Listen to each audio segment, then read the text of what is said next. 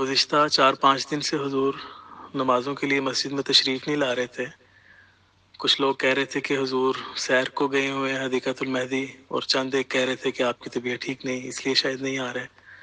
اور اسلام آباد میں جو روزانہ کی بنیاد پر نمازوں پہ لوگ آتے ہیں، کسی کو بھی نہیں پتہ تھا کہ حضور کہ کیا حال ہے، کس حال میں ہیں آپ۔ اور یقیناً حضور کی طرف سے یہ حکم ہوگا کہ کسی کو کچھ بتانے کی ضرورت نہیں ہے، لوگ پریشان ہوں گے۔ اور آج حضور نے خود خطبے میں بتایا کہ آپ واقعی ٹھیک نہیں تھے، اور آج خطبے میں حضور نے فرمایا کہ اب میں ٹھیک ہوں اللہ کے فضل سے۔ آپ کو اللہ تعالیٰ نے کمال حوصلہ دیا ہے، ہمت دی ہے۔ آپ جب نماز کے لیے مسجد میں تشریف لائے، اذان کے بعد جب آپ اٹھنے لگے تو میں نے خود دیکھا، دوسری صف میں بیٹھا تھا، کہ حضور کو اٹھنے میں کافی مشکل ہوئی، اور ذرا سا لڑکھڑائے اور ڈائس کے سہارے سے آپ کھڑے ہو گئے۔ اور اس کے بعد جب نماز کے لیے حضور کھڑے ہوئے نماز پڑھانے کے لیے خطبے کے بعد، تو نائب صاحب انصار اللہ نے حضور سے پوچھا کہ حضور آپ کے پاس آپ کو کرسی لا دیں، آپ کرسی پہ نماز پڑھا دیں؟ تو حضور نے فرمایا کہ نہیں، میں کھڑے ہو کے پڑھاؤں گا، ہاں یہاں رکھ دیں۔ اور پھر حضور نے نماز کھڑے ہو کر ہی پڑھائی، اور ہم دیکھ رہے تھے کہ حضور کو کافی مشکل ہو رہی ہے اٹھنے میں، قیام میں، رکوع میں، اور سجدے سے اٹھتے وقت، مگر حضور نے بالکل بھی نہیں بیٹھے اور کھڑے ہو کے آپ نے ساری نماز مکمل کی۔ اور نماز کے بعد ڈاکٹر صاحب اور حضور کی ٹیم کے کچھ بندے حضور کے پاس کھڑے رہے کہ اگر حضور کو اٹھنے میں مشکل ہو تو سہارا دے سکیں، مگر حضور خود بڑی ہمت کے ساتھ خود ہی اٹھے، اور کسی کو سہارا دینے کی ضرورت نہیں پڑی، جبکہ حضور بڑی مشکل سے اٹھے۔ بہرحال اللہ تعالیٰ جو ہے حضور کو مکمل صحت عطا فرمائے۔ حضور نے جب یہ اعلان کیا تو مسجد میں اس سجدے میں سب کی چیخیں نکلیں، اور سب بڑے درد کے ساتھ حضور کے لیے دعا کر رہے تھے۔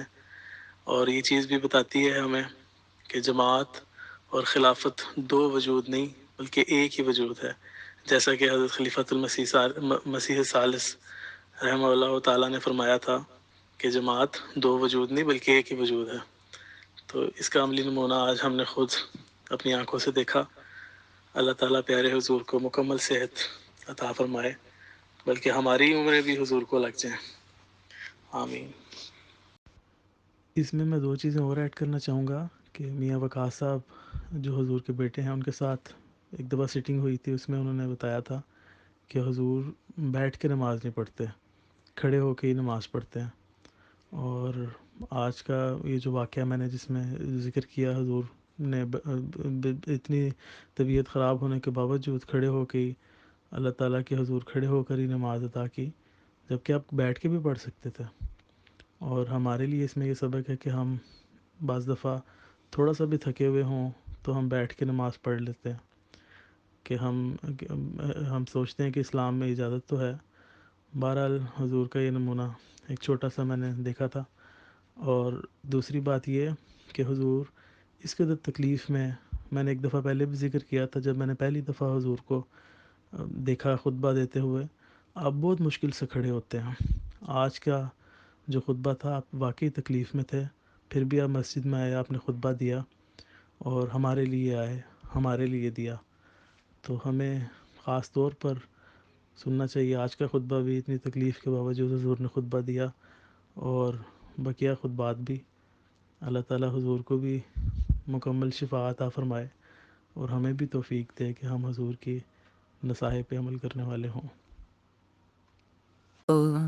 دعائیں کرو، بس دعائیں کرو، در یار ہی پر صدائیں کرو، دعائیں کرو، بس دعائیں کرو، در یار ہی پر صدائیں کرو، رہے نم ہر ایک سجدہ گے آنسوؤں سے، رہے نم ہر ایک سجدہ گے آنسوؤں سے، خدا سے سبھی التجائیں کرو، خدا سے سبھی التجائیں کرو، دعائیں کرو، بس دعائیں کرو.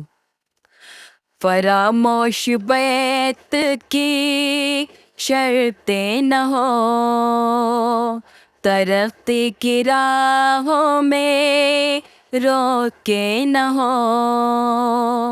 فراموش بیت کی شرطیں نہ ہو، ترقی کی راہوں میں روکے نہ ہو. برستا رہے ہم پہ ابر کرم، کبھی خشکی ماں کی فصلیں نہ ہو. دعائیں کرو، بس دعا